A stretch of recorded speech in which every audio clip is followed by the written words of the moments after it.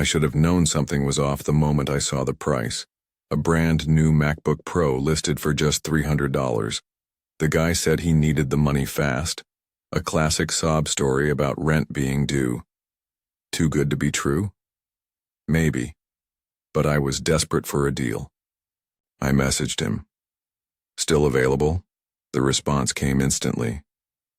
Yeah, cash only. Can meet tonight? His name was Derek. Profile picture, a blurry selfie, sunglasses on, hood up. No posts, no friends in common. That should have been my first red flag. But I ignored it. He suggested meeting in a Walmart parking lot off the highway just outside of town. Public place. Safe. Or so I thought.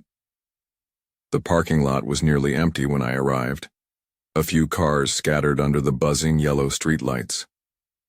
It was late, past 10 p.m., and the store had already closed. The only movement came from a couple of distant figures near the entrance, too far away to be of any help if something went wrong. I gripped the cash in my pocket and checked my phone. No new messages. 5 minutes passed. Then 10. My gut told me to leave. Just drive away. But then, a tap on my window. I nearly jumped out of my skin. A man stood outside, hood pulled tight, face mostly hidden in the dim light. Derek? His posture was stiff, unnatural. Something about the way he just stood there staring sent a ripple of unease through me. I rolled the window down an inch. You got the laptop? He nodded. No words. Just reached into his jacket. I tensed. This is it. My mind screamed gun, knife, run. But instead he pulled out a sleek silver laptop. Relief flooded me, but it was brief.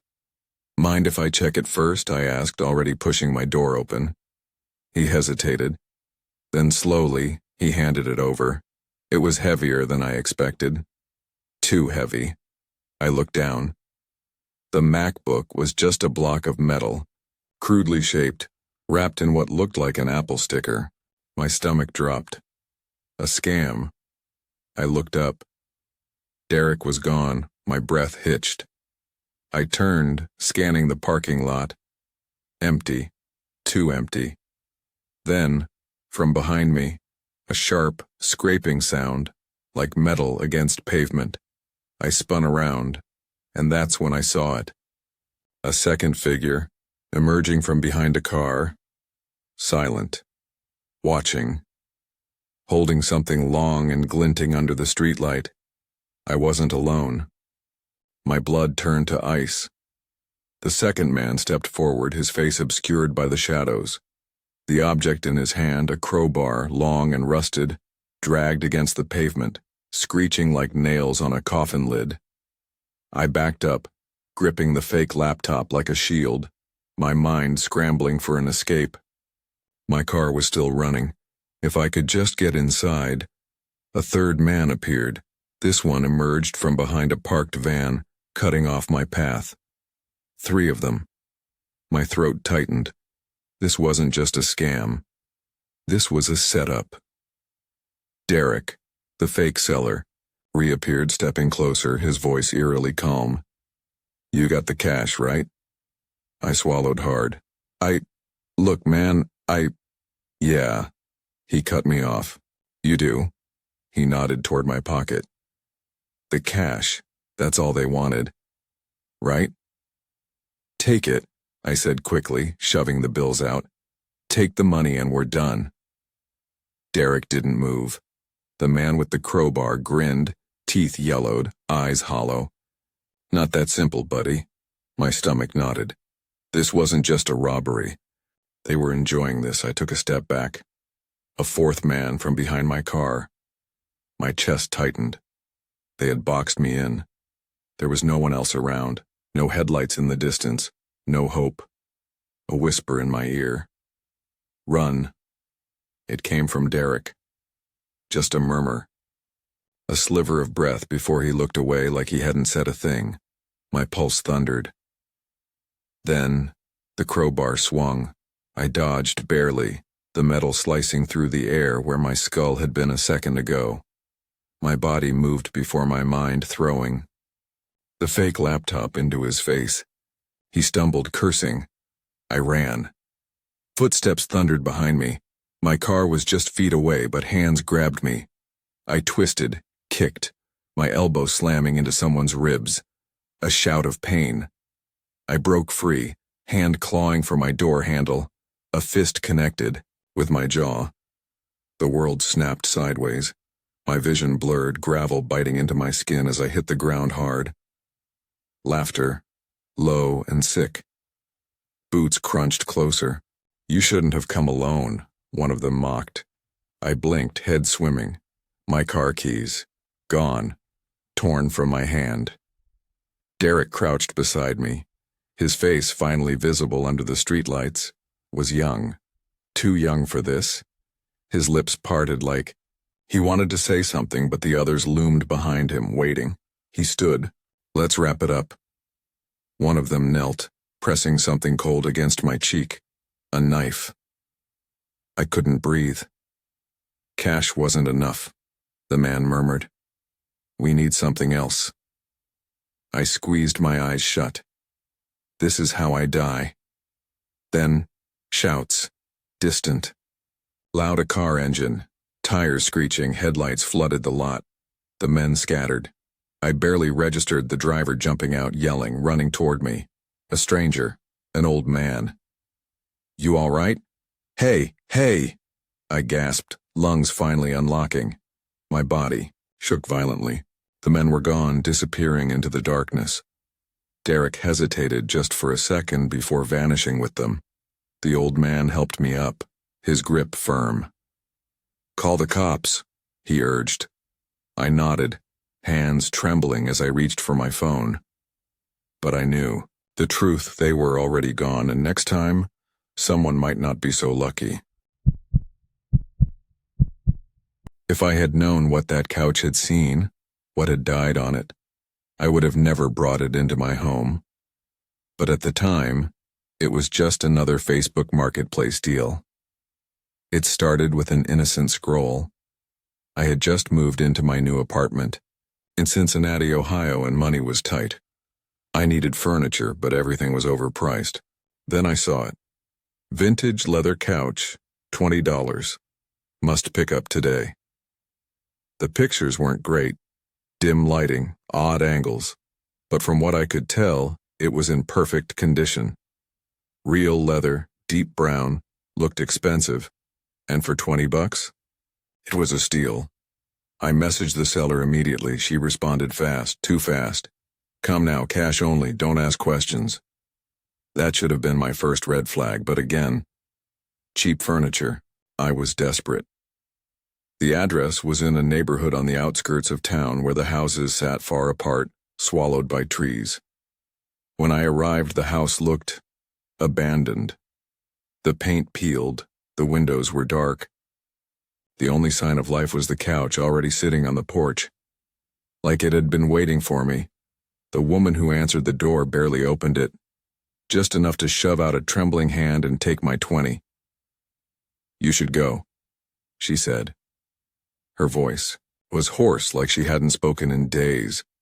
I tried to thank her, ask about the couch, but she slammed the door before I could finish my sentence. Weird. I should have left it there. I should have walked away. But I didn't. That night I sat on my new couch feeling victorious. It was comfortable, way nicer than I expected. I even posted a photo on Facebook. Best $20 I've ever spent. Marketplace finds. I wish I could delete that post now. I should have never brought that thing inside. It started small. A smell. At first, it was just a faint, musty odor, like old fabric. Nothing out of the ordinary. But as the hours passed, it changed. It grew sharper, rotten, like something wet and decayed was soaked into the leather. By midnight, it was unbearable. I searched every inch of the couch, thinking maybe a dead rodent had gotten trapped inside. I lifted the cushions. Nothing. I flipped it over. Nothing. Then I noticed something strange. The leather felt damp. I pressed my fingers into it, and for a moment, it sank, like pressing into flesh. I yanked my hand back, my heart slamming against my ribs. My skin was cold, slick with sweat. It's just my imagination. It's just old leather. I told myself that over and over, until the nightmares started. I woke up gasping for air. I had dreamt of the couch. But in the dream, it wasn't a couch at all. It was a body. The cushions weren't cushions, they were limbs folded and sewn together. The armrests were arms. The back was a twisted spine. The leather stretched too tight over bones. And the worst part? It was still alive. Something inside it was shifting, trying to escape. I sat up in bed, drenched in sweat, my heart hammering. I turned toward the living room and froze. The couch was wet. The entire surface gleamed in the dim light, as if it had just been drenched in something thick and dark. And then, the smell hit me. Not musty, not rotten. Blood. I stared at the couch, my stomach twisting into knots. It wasn't possible. It wasn't real. But the stench of blood was thick in the air, clinging to my throat. The leather glistened, wet and pulsing, as if something underneath was trying to push through. I reached for my phone, my fingers trembling. I needed light. I needed proof that I wasn't losing my mind. But as soon as I turned on the flashlight, the couch moved, not a subtle shift. It convulsed, like something inside was writhing. A wet, sucking sound filled the room. The cushions bulged, stretching from within. A seam in the leather split open, just an inch, but enough for something to slip through. A sliver of skin. Human skin. I stumbled back, knocking over the coffee table. My breath came in short, panicked bursts. No. No, no, no, I needed to get out. Now. I ran to the door, fumbling with the lock, my sweaty fingers slipping. Behind me, the couch let out a deep, shuddering breath. Then, a voice. You bought me. It wasn't loud, it wasn't even aggressive, it was worse. It was grateful. I spun around. The slit in the leather had widened. Something was pushing through. A hand, pale, bruised fingers clawing their way out. I let out a strangled scream and kicked the couch as hard as I could. The whole thing lurched forward, dragging itself across the floor like a wounded animal. I threw the door open and ran. Don't remember how I got back to my car. I only remember driving like hell, my mind racing. I was sobbing, shaking, unable to breathe. By the time I realized where I was going, I was already there. The seller's house. The porch light was still off. The same darkness pressed against the windows. But I didn't care. I pounded on the door. Screaming, the woman answered. She looked like she hadn't slept in weeks, eyes sunken, skin gray. But she didn't seem surprised to see me. You sat on it, didn't you?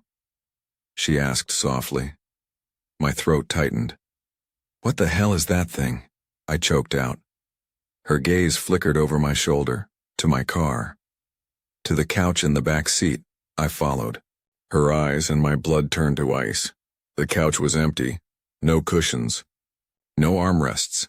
Just an open, gaping hole where something had crawled out. And the door. The back door of my car was open. Somewhere in the darkness behind me, a wet footstep echoed on the pavement. I turned back to the woman, my vision swimming. Tell me how to stop it, I whispered. Her lips parted like she was about to speak. Then, her face twisted in horror. Her eyes widened in absolute terror as she looked at something behind me. I felt it too. A breath against my neck. A voice, no. Longer grateful, you brought me home. I should have known something was wrong the moment I saw the listing. Rare collectible, $10. Pick up only. A deal like that? It was too good to be true. But greed makes you stupid, and I was stupid enough to reply. The seller's profile was almost empty. No profile picture, just a name. Howard Finch, no mutual friends, no other listings. Just this one post offering a vintage pocket watch from the early 1900s, the kind that collectors would kill for. I messaged him, expecting some scam. Instead, his reply came almost instantly. Meet at 10 p.m., corner of Willow and 3rd, cash only. Something about that time made me hesitate. Who sells antiques in the middle of the night? But then I told myself, maybe he was just an old man who didn't understand how online sales worked. Maybe he was desperate for cash, and maybe, just maybe, I was about to get the deal of a lifetime. So, I went. The street was empty when I arrived. The only sound was the buzzing of a broken streetlight flickering above me. I double-checked the messages. Willow and 3rd, 10 p.m. I was right on time, but no one was there. And then, a shadow moved across the alley. A man stepped out of the darkness. He was thin. Too thin, like he hadn't eaten in weeks. His skin stretched. Over his bones, his clothes looked like they hadn't been changed in years. But the worst part? His face. His eyes were sunken, his lips cracked, and when he smiled, it was wrong. Too wide. Too forced. Like someone who had forgotten how to be. Human, you came. He rasped, his voice dry and brittle like dead leaves crumbling. Good. He reached into his coat and pulled out the pocket watch. It was beautiful. Ornate gold, intricate engravings. And yet, something felt off. $10, he said, his bony fingers twitching. I hesitated. Something deep inside me screamed, "Don't take it." But I ignored it. I wanted that watch. So I handed him the money, snatched it from his palm, and turned to leave. But just as I stepped away, he grabbed my wrist. His grip was ice cold, too strong for someone so frail. "Listen to me," he whispered. "Do not open it after midnight." I yanked my arm away and rushed back to my car, my heart slamming against my ribs. I didn't look back. I didn't want to. When I got home, I examined the watch under the kitchen light. It was strange. The ticking was uneven, almost like a heartbeat. And then I noticed something carved inside the lid, barely visible under the grime. I wiped away the dust. It was a name, Howard Finch. My stomach turned. That was the name of the seller. But why would his name be inside the watch? A cold shiver crawled down my spine. My hands were shaking as I set it down on my nightstand. I told myself I wouldn't open it again. But then at exactly 12:01 a.m. my phone buzzed. A new message from Howard Finch. "You opened it, didn't you?" I stared at the message, my breath frozen in my throat. "You opened it, didn't you?" My hands felt numb as I glanced at the pocket watch sitting on my nightstand. I hadn't opened it. I was sure. But then, why did I suddenly feel so unsure? The ticking had changed. Before it had been rhythmic, normal, but now it was erratic, too fast, like a pulse in full panic mode. I picked it up with trembling fingers, swallowing the lump in my throat. Maybe this was some sick joke. Maybe the guy was watching me. I turned my phone's flashlight toward the window, scanning the street below. Nothing. But then I saw it. A figure, standing at the corner of my street, too far to make out details. But I knew. It was him. Howard Finch. His head was tilted at an unnatural angle, his body stiff and motionless, like a mannequin someone had just placed there. I shut the blinds. My heart pounded so hard it felt like it would burst. This isn't real. This isn't happening. Then, the watch in my hand clicked open. I didn't open it. It opened by itself. Inside, where the clock face should have been, there was no time. No hands, no numbers. Instead, there was a reflection. My reflection, only it wasn't just me. Someone, something, stood behind me in the glass. Its mouth was stretched open too wide, unnaturally wide, like its jaw had been broken. Its eyes, black holes, empty and hungry. Its fingers were long, sharp. Resting on my shoulders, I gasped and spun around. Nothing. But when I looked back down at the watch, the reflection had changed. Now, it showed me. Lying in bed, eyes wide open, not breathing. My phone vibrated again. Another message from Howard Finch. It's already begun. A sharp knock at the front door made me jump. The sound of my own pulse roared in my ears. No, no, no, no. The knocking grew louder and louder until it wasn't knocking anymore. It was pounding. The whole door shook. The walls trembled. My vision blurred from the sheer pressure of the sound. I pressed my hands against my ears and squeezed my eyes shut, whispering, "Wake up, wake up, wake up," like a prayer. And then, silence. I waited, barely breathing. After what felt like an eternity, I forced myself to open my eyes.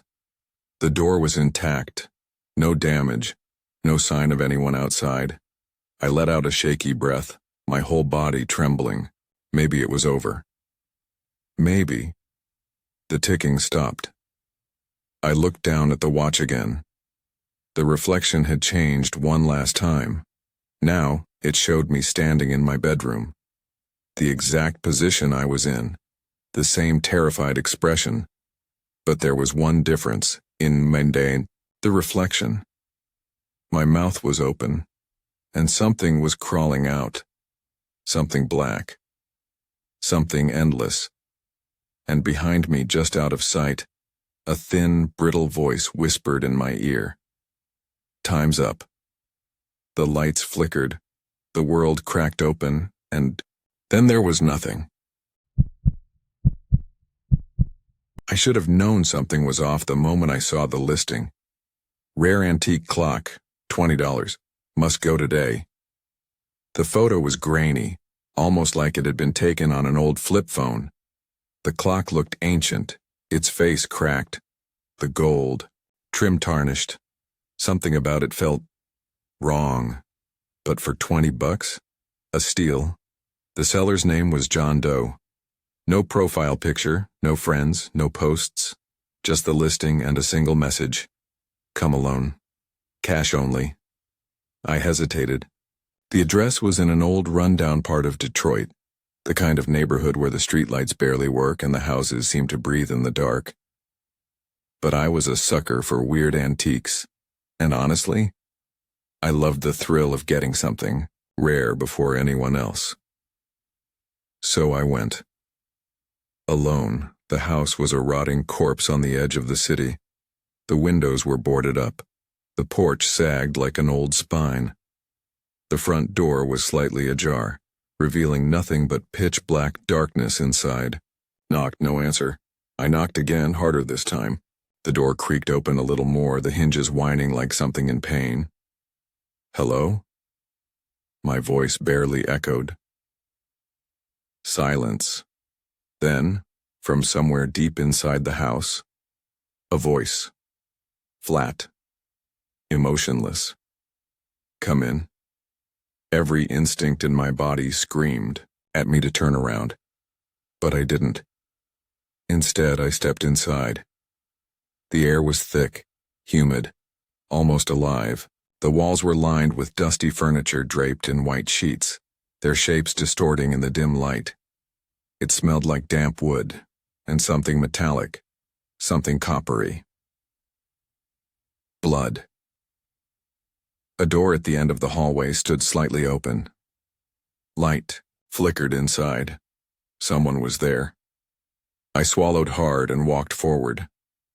The closer I got, the more I noticed things that didn't make sense. The ticking of a clock, though there was no clock in sight. Shadows shifting along the walls, though. Nothing moved, and then a whisper. Not a whisper. Dozens of whispers, layered, hissing. You shouldn't have come. I stopped dead in my tracks. My mouth went dry. And then I saw him. A man stood in the dim light, his face entirely blank, not blurred, not obscured, just gone. No eyes, no nose, no mouth, just skin. And he was holding the clock. Tick, tick, tick. The moment I saw it, my head started pounding. My vision blurred. The room tilted. Something was inside my skull, burrowing, whispering. Then, his head twitched. Once, twice, and he started walking toward me. I couldn't move. My body locked in place like something unseen had reached into my spine and squeezed. Every nerve in me screamed to run, but all I could do was watch as it moved closer. The tick, tick, tick of the clock in his hands grew louder, hammering against the inside of my skull. My vision pulsed, darkening at the edges like my brain was shutting down. Then he stopped, just a few feet away. The skin where his face should be was too smooth, too stretched, like something had been erased. And yet I felt his eyes on me. He lifted the clock. His fingers, too long, too thin, traced the cracked glass. The second hand twitched violently, like it was trying to escape. Then he spoke, but his mouth wasn't there. Still, I heard his voice as if it were leaking directly into my brain. You took too long. My stomach lurched. What? The second hand on the clock stopped moving. The air in the room shifted, became heavy, pressing down on me like invisible hands were wrapping around my throat. I couldn't breathe. I gasped, tried to move, tried to scream, but my lungs wouldn't work. The room tilted and suddenly I was falling, but my feet were still on the ground. The walls melted away, replaced by something else. Darkness. Endless, hollow, starving darkness. And voices. So many voices.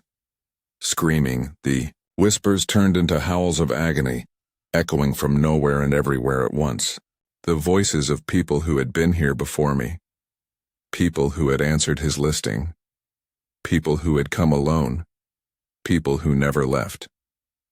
Then, my reflection. I was no longer in that decaying house in Detroit. I was somewhere else, standing before an ancient mirror. My face was pale, drenched in sweat, eyes wide with terror. And behind me, he was still there. His hands wrapped around my shoulders. But something was different. I couldn't see my own face. Just smooth skin, like someone had erased me. I opened my mouth to scream, but there was no sound, because there was no mouth. Because I wasn't me anymore. I was him. And somewhere, in another part of the city, a new listing went live on Facebook Marketplace. Rare, antique clock, $20. Must go today. Come alone, cash only. The first time I saw the listing, I felt something shift inside me.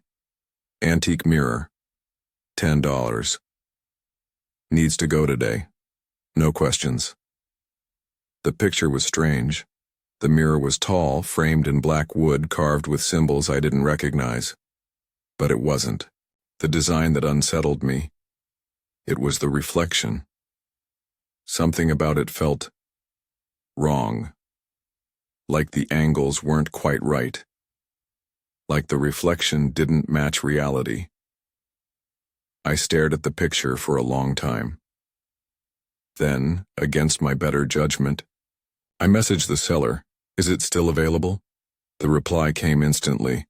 Yes, but you must pick it up before dark. That should have been my first clue.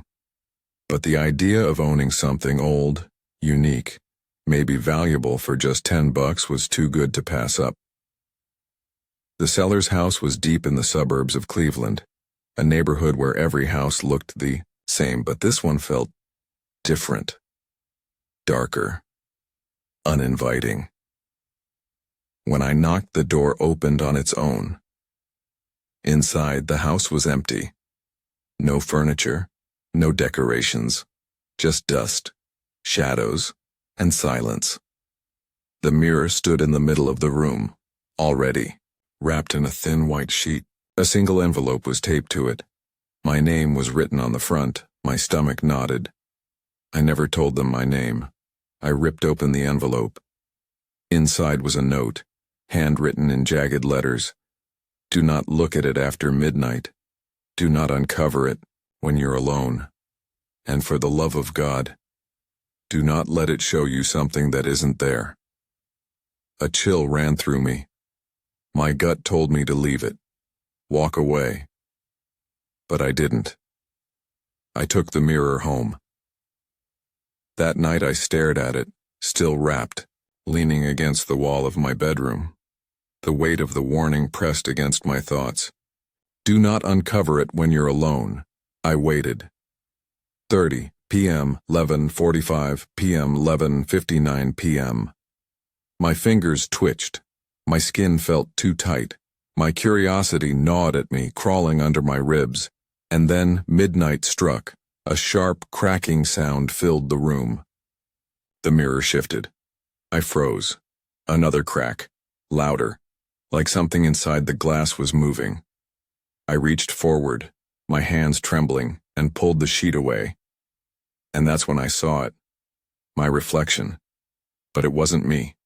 It looked like me. But the eyes, too dark, too deep. And it was smiling.